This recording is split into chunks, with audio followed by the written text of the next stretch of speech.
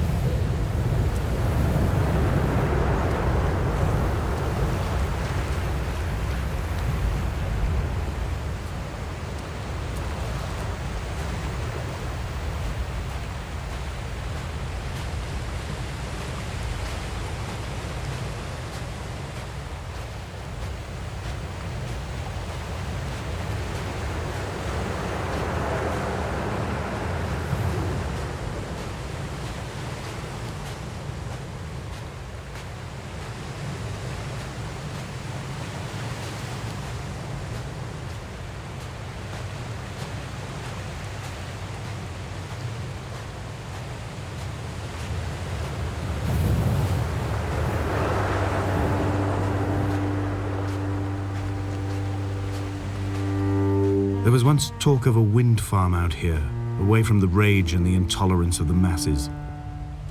The sea, they said, is too rough for the turbines to stand. They clearly never came here to experience the becalming for themselves. Personally, I would have supported it.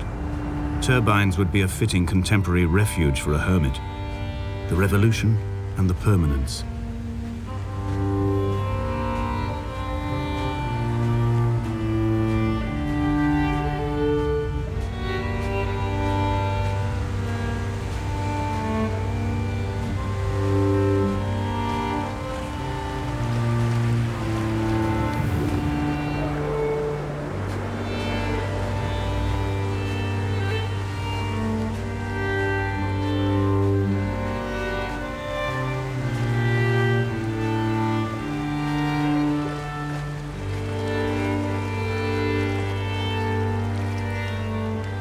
Dear Esther, I found myself to be as featureless as this ocean, as shallow and unoccupied as this bay, a listless wreck without identification.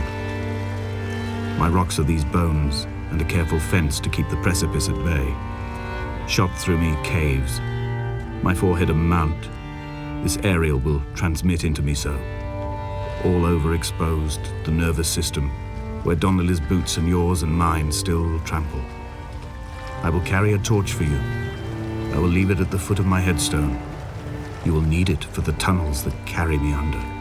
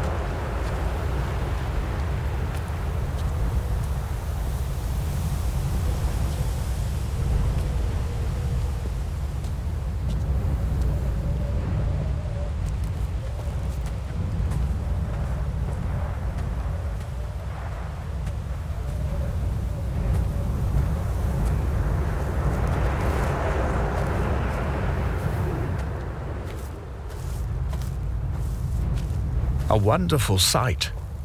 The moon cresting the junction between the cliff path and the stone circle. It cast a shadow of the ridge across the beach, all the world as if you had signed your name in untidy handwriting.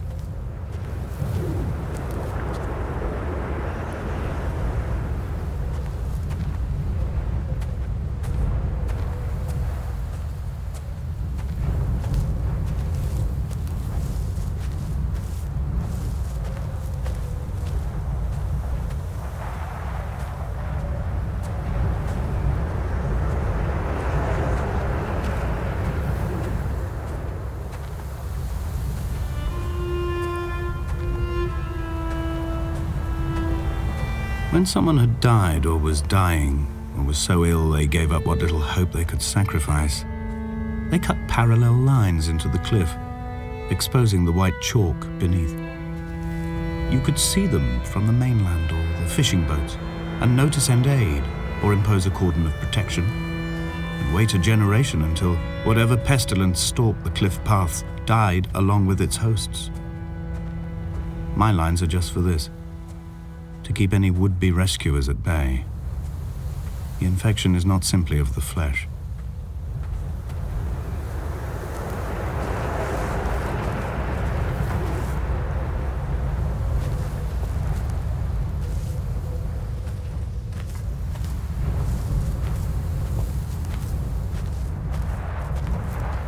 I quote directly, a motley lot with little to recommend them.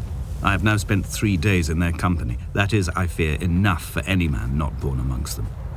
Despite their tedious inclination to quote scripture, they seem to me the most God-forsaken of all the inhabitants of the Outer Isles. Indeed, in this case, the very gravity of that term, forsaken by God, seems to find its very apex. It appears to me that Donnelly, too, found those who wander this shoreline to be adrift from any chance of redemption. Did he include himself in that, I wonder?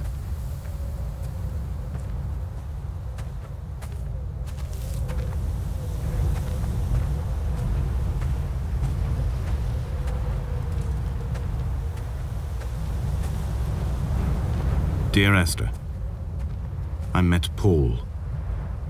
I made my own little pilgrimage. My Damascus, a small semi-detached on the outskirts of Wolverhampton. We drank coffee in his kitchen and tried to connect to one another. Although he knew I hadn't come in search of an apology, reason or retribution, he still spiraled in panic, thrown high and lucid by his own dented bonnet. Responsibility had made him old.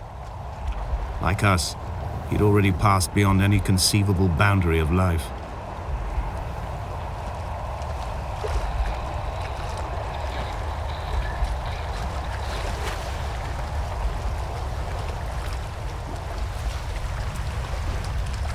I find myself increasingly unable to find that point where the hermit ends and Paul and I begin. We are woven into a sodden blanket, stuffed into the bottom of a boat to stop the leak and hold back the ocean. My neck aches from staring up at the aerial. It mirrors the dull throb in my gut where I am sure I've begun to form another stone. In my dreams, it forms into a perfect representation of Lot's wife, head over her shoulder, staring along the motorway at the approaching traffic in a vacuum of fatalistic calm.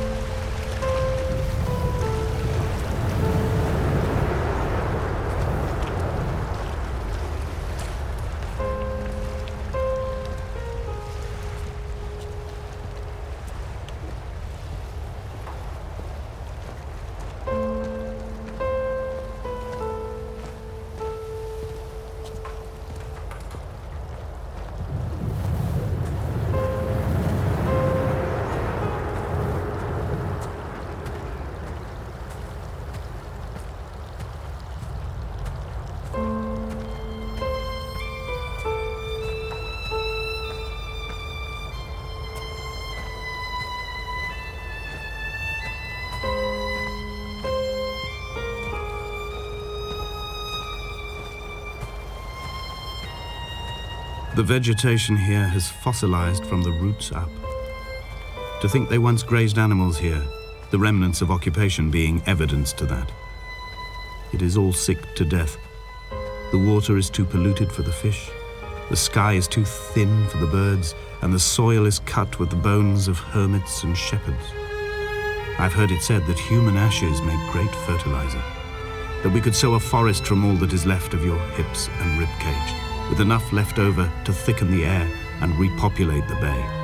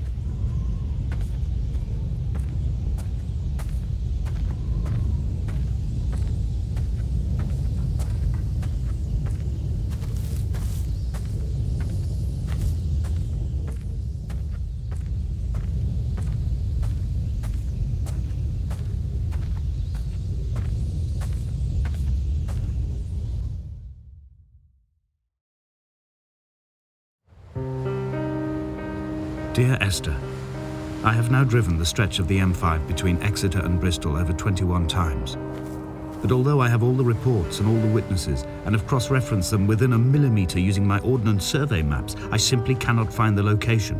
You'd think there would be marks to serve as some evidence. It's somewhere between the turn-off for Sanford and the welcome brake services. But although I can always see it in my rear-view mirror, I have as yet been unable to pull ashore.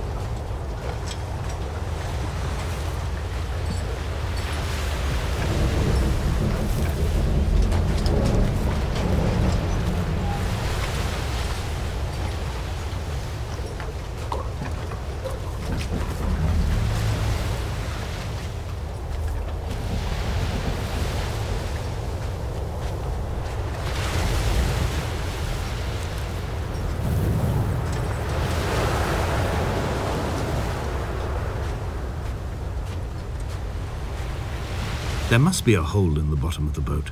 How else could new hermits have arrived?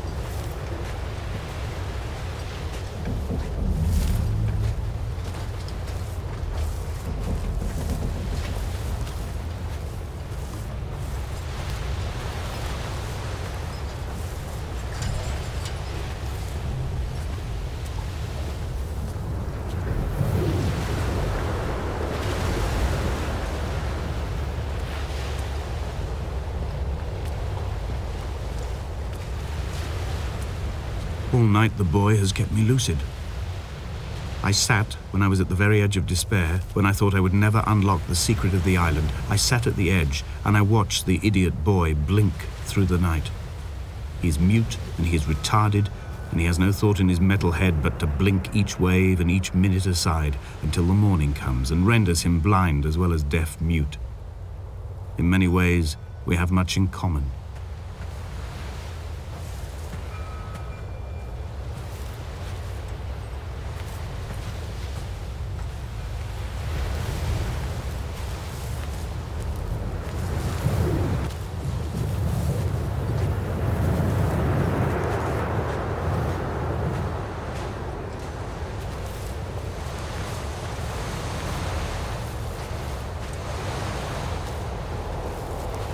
I had kidney stones and you visited me in the hospital.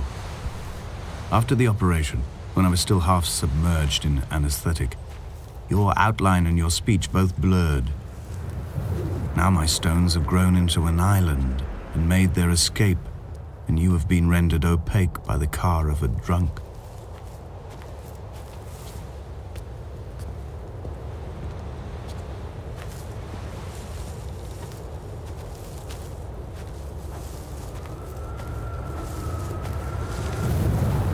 What charnel house lies at the foot of this abyss? How many dead shepherds could fill this hole?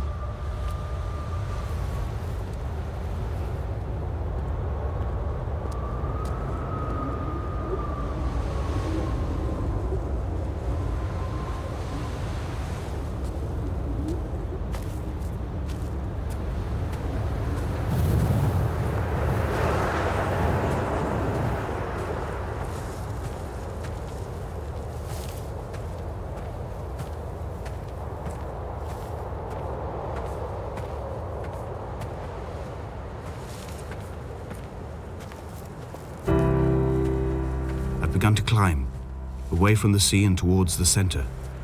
It is a straight line to the summit, where the evening begins to coil around the aerial and squeeze the signals into early silence. The bothy squats against the mount to avoid the gaze of the aerial. I too will creep under the island like an animal and approach it from the northern shore.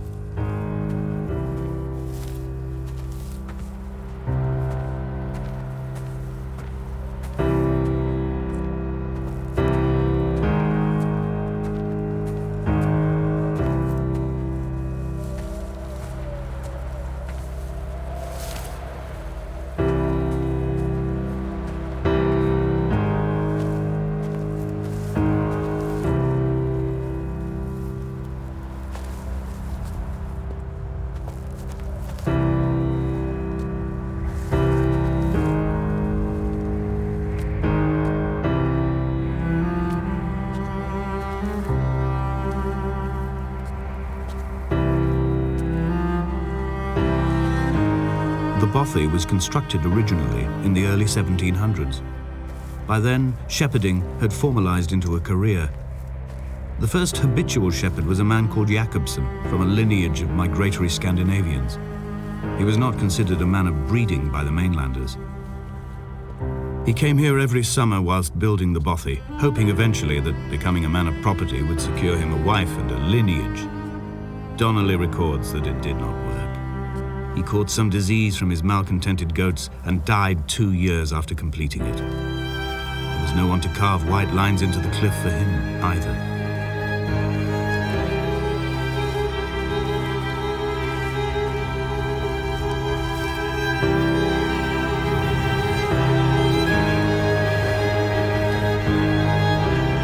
Three cormorants seen at dusk, they did not land. This house built of stone, built by a long-dead shepherd. Contents: my camp bed, a stove, a table, chairs, my clothes, my books. The caves that score out the belly of this island, leaving it famished. My limbs and belly famished. This skin, these organs, this failing eyesight. When the battery runs out in my torch, I will descend into the caves and follow only the phosphorescence home.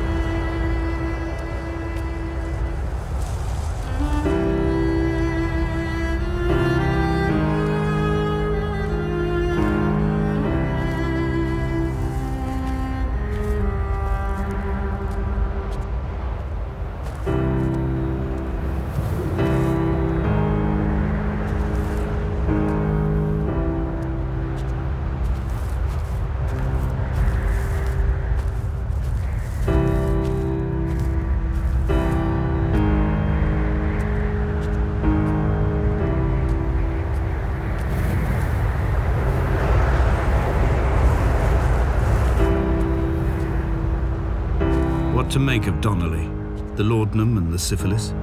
It is clearly not how he began, but I've been unable to discover if the former was a result of his visiting the island or the force that drove him here. For the syphilis, a drunk driver smashing his insides into a pulp as he stumbled these paths, I can only offer my empathy. We're all victims of our age. My disease is the internal combustion engine and the cheap fermentation of yeast.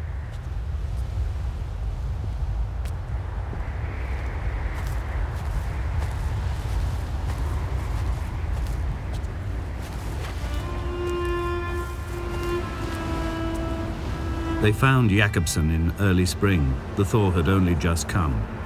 Even though he'd been dead nearly 7 months, his body had been frozen right down to the nerves and had not even begun to decompose. His fingernails were raw and bitten to the quick. They found the phosphorescent moss that grows in the caves deep under the nails. Whatever he'd been doing under the island when his strength began to fail is lost. He'd struggled halfway up the cliff again, perhaps in a delirium, perhaps trying to reach the bothy's fire before curling into a stone and expiring.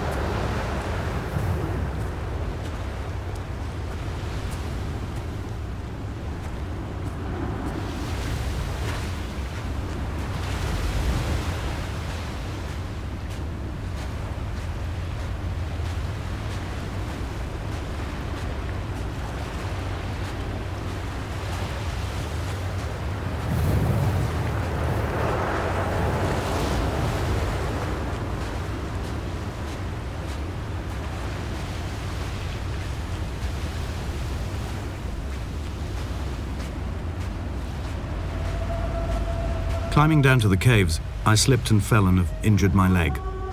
I think the femur is broken. It is clearly infected.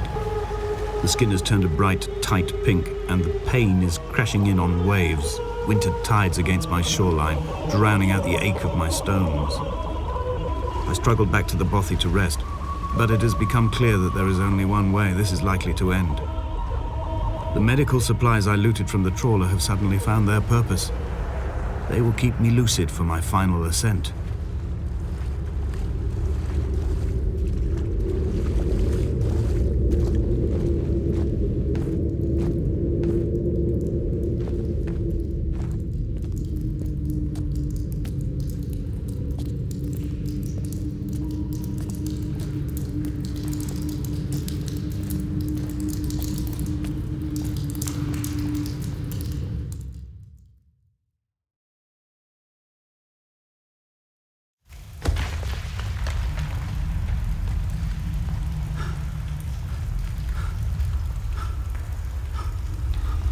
Donnelly's addiction is my one true constant.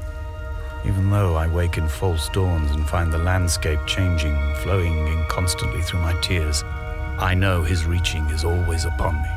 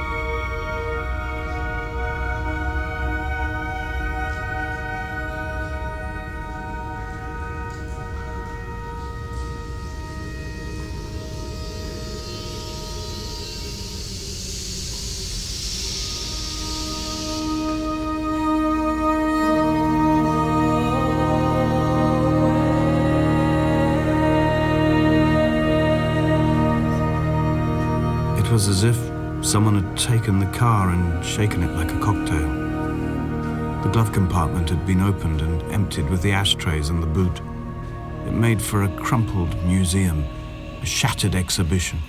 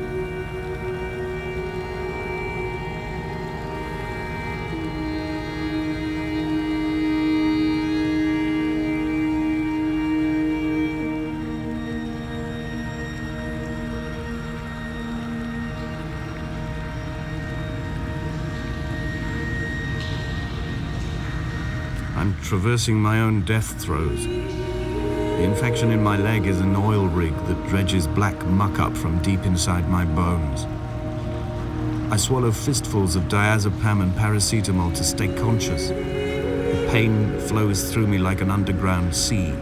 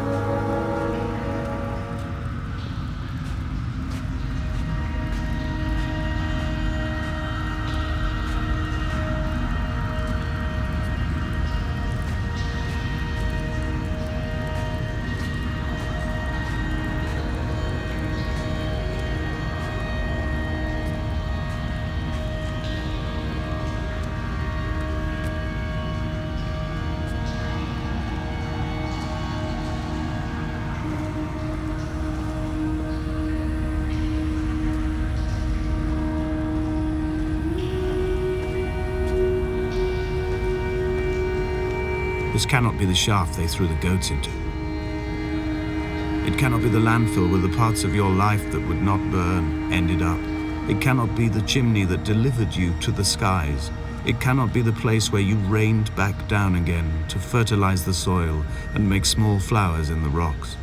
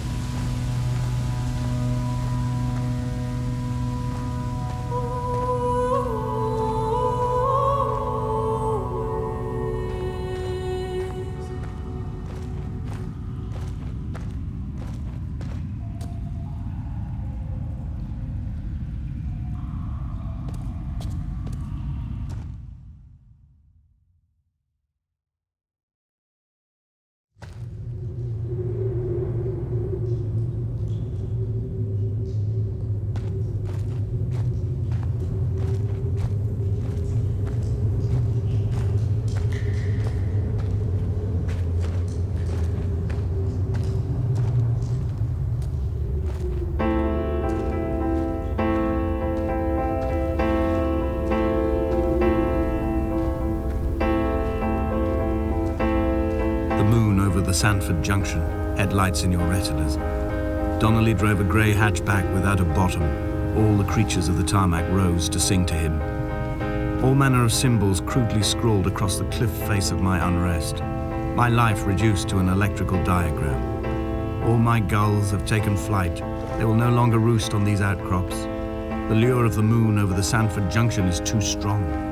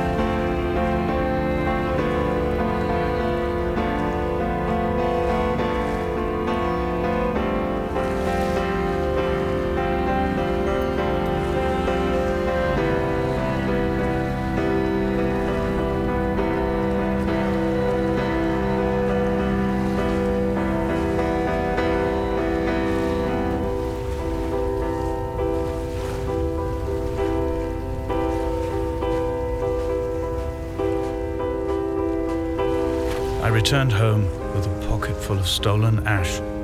Half of it fell out of my coat and vanished into the car's upholstery. But the rest I carefully stowed away in a box I kept in a drawer by the side of my bed. It was never intended as a meaningful act, but over the years it became a kind of talisman. I'd sit still, quite still for hours, just holding the diminishing powder in my palm and noting its smoothness. In time, we will all be worn down into granules, washed into the sea and dispersed.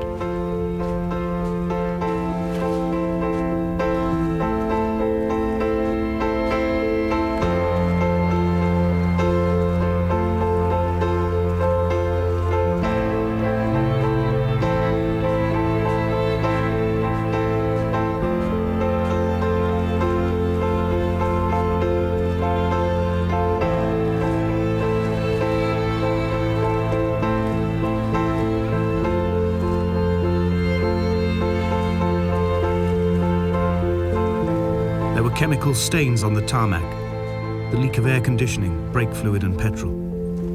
He kept sniffing at his fingers as he sat by the roadside, waiting as if he couldn't quite understand or recognize their smell. He said he'd been traveling back from a sales conference in Exeter. He'd stopped for farewell drinks earlier, but had kept a careful eye on his intake.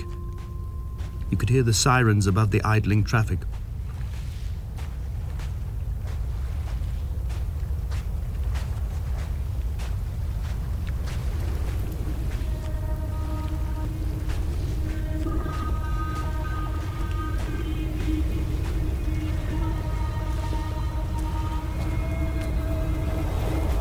From here, I can see my armada. I collected all the letters I'd ever meant to send to you, if I'd have ever made it to the mainland, but had instead collected at the bottom of my rucksack, and I spread them out along the lost beach. Then I took each and every one, and I folded them into boats. I folded you into the creases, and then, as the sun was setting, I set the fleet to sail. Shattered into 21 pieces, I consigned you to the Atlantic, and I sat here until I'd watched all of you sink.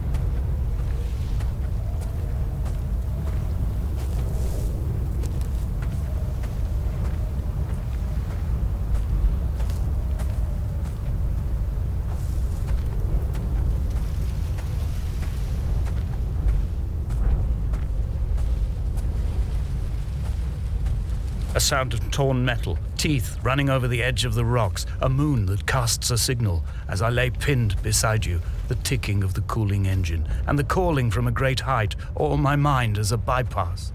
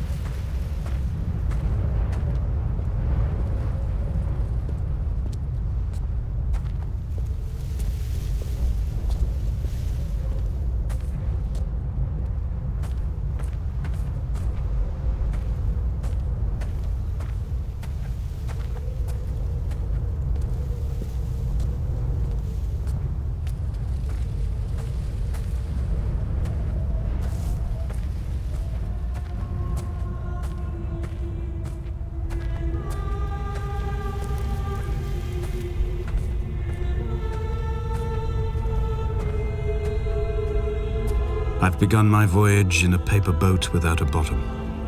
I will fly to the moon in it. I've been folded along a crease in time, a weakness in the sheet of life. Now you've settled on the opposite side of the paper to me. I can see your traces in the ink that soaks through the fiber, the pulped vegetation. When we become waterlogged and the cage disintegrates, we will intermingle. When this paper aeroplane leaves the cliff edge and carves parallel vapor trails in the dark, we will come together.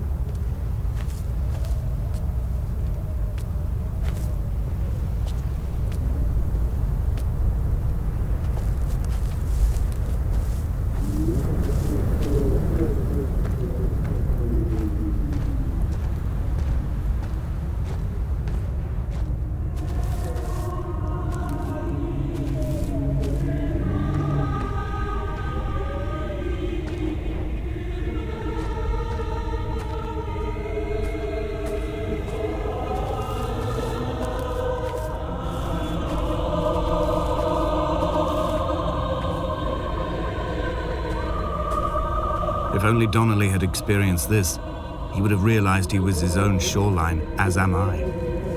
Just as I am becoming this island, so he became his syphilis, retreating into the burning synapses, the stones, the infection.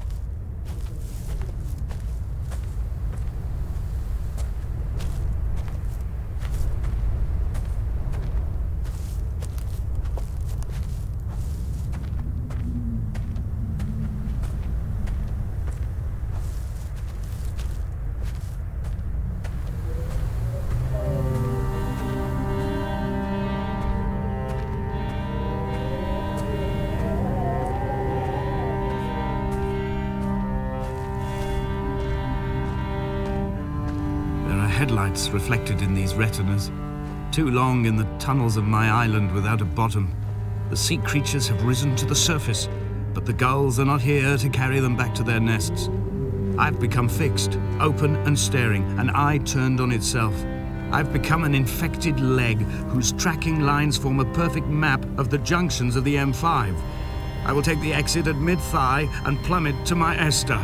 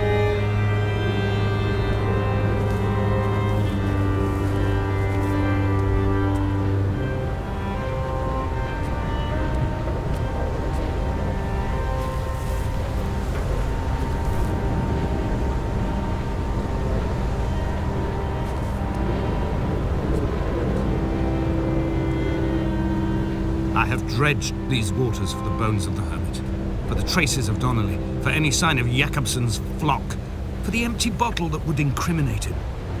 I have scoured this stretch of motorway 21 times, attempting to recreate his trajectory, the point when his heart stopped dead and all he saw was the moon over the Sanford Junction. He was not drunk, Esther. He was not drunk at all, and it was not his fault. It was the converging lines that doomed him. This is not a recorded natural condition. The gulls do not fly so low over the motorway and cause him to swerve. The paint scored away from his car in lines like an infection, making directly for the heart.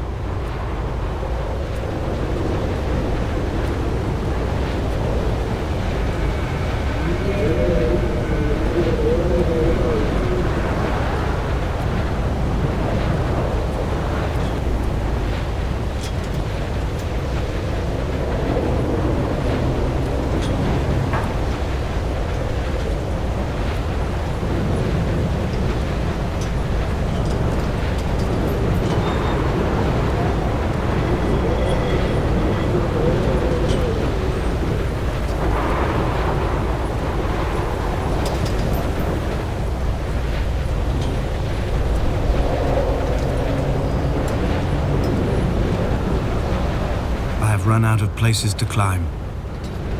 I will abandon this body and take to the air.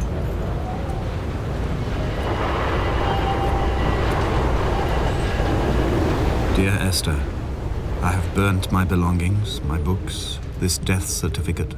Mine will be written all across this island. Who was Jakobsen? Who remembers him? Donnelly has written of him, but who was Donnelly? Who remembers him? I have painted, carved, hewn, scored into this space all that I could draw from him. There will be another to these shores to remember me. I will rise from the ocean like an island without bottom, come together like a stone, become an aerial, a beacon, that they will not forget you. We have always been drawn here. One day the gulls will return and nest in our bones and our history. I will look to my left and see Esther Donnelly flying beside me. I will look to my right and see Paul Jakobsen flying beside me. They will leave white lines carved into the air to reach the mainland, where help will be sent.